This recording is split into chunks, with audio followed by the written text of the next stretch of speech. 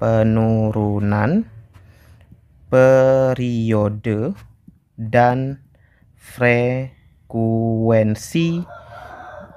osilasi benda.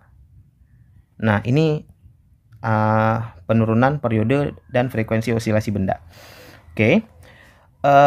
Untuk ini ya teman-teman, kalau untuk level sekolah, teman-teman cuma butuh ini aja. Jadi misalkan bandul. Ya, bandul ini bahasa lainnya adalah ayunan, bahasa sederhananya, atau bisa juga pendulum. Ya, jadi bandul sederhana bahasanya. Bandul sederhana atau ayunan sederhana atau pendulum sederhana. Nah, jadi bandul ini kalau kita buat gambar simpelnya begini, gini ya.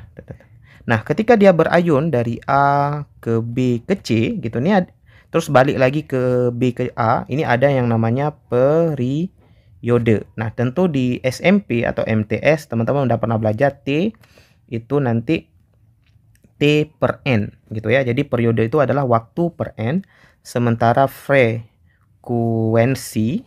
itu adalah F N per T ya. Sehingga T itu seper F atau sebaliknya F seper T gitu ya.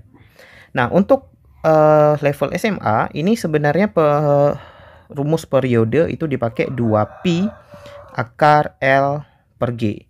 Ya, ini yang rumus yang digunakan. L-nya adalah panjang tali, sementara G-nya adalah gravitasi, teman-teman ya. Kemudian frekuensinya seper 2pi akar G per L. Nah, untuk teman-teman yang belajar untuk level materi sekolah aja, maka periode dan frekuensi itu boleh teman-teman langsung hafal rumus ini dua. Ya, diingat-ingat lah, nggak usah dihafal kali. Tapi kalau untuk level olimpiade ya, maka teman-teman harus tahu dari mana penurunannya. Nah, untuk itu untuk khusus penurunan frekuensi dan periode ini kita akan bahas di video yang berbeda. Jadi untuk teman-teman yang mempersiapkan untuk olimpiade itu boleh nanti menonton video yang pembuktian periode dan frekuensi pada osilasi ya. Nah, kemudian satu lagi untuk pegas ya. Untuk pegas, teman-teman boleh langsung hafal. Jadi kalau kita punya pegas, gini, pegasnya punya konstanta K, terus digantung benda bermasa M, maka periodenya nanti 2pi akar M per K. Kalau frekuensinya nanti seper 2pi akar K per M gitu ya. Jadi periode dan frekuensi ini gampang diingat teman-teman. Teman-teman ingat satu aja, ingat periode aja. Kemudian frekuensinya pasti kebalik ya. Jadi seper 2pi, kalau periode M per K, maka frekuensinya K per M. Karena ini tadi, periode itu seper F atau F seper T gitu ya. Oke, nah untuk penurunan-penurunan kasus begini, itu nanti kita insya Allah akan bahas di video yang berbeda gitu ya. Kalau untuk level sekolah, teman-teman cukup ingat aja rumus ini ya. Jadi nggak perlu penurunan.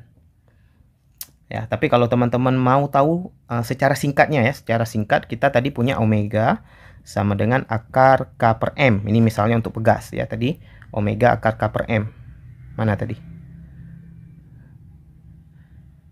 Nah, ini omega akar K per M gitu ya, ini secara singkatnya. Kemudian di gerak melingkar, teman-teman udah pernah belajar kalau omega itu adalah 2pi per T gitu ya. Atau omega itu 2pi kali F. Nah, dengan mengganti nilai ini secara singkat ya. Sebenarnya ini ada penurunannya. Nah, kalian bisa langsung dapat nih. 2pi per T sama dengan akar K per M. Ini dikali silang aja, dibolak-balik, maka T sama dengan 2pi akar M per K gitu ya. Kalau kalian mau tahu dari mana secara singkat. Jadi boleh langsung dari omega akar K per M, ini langsung dapat.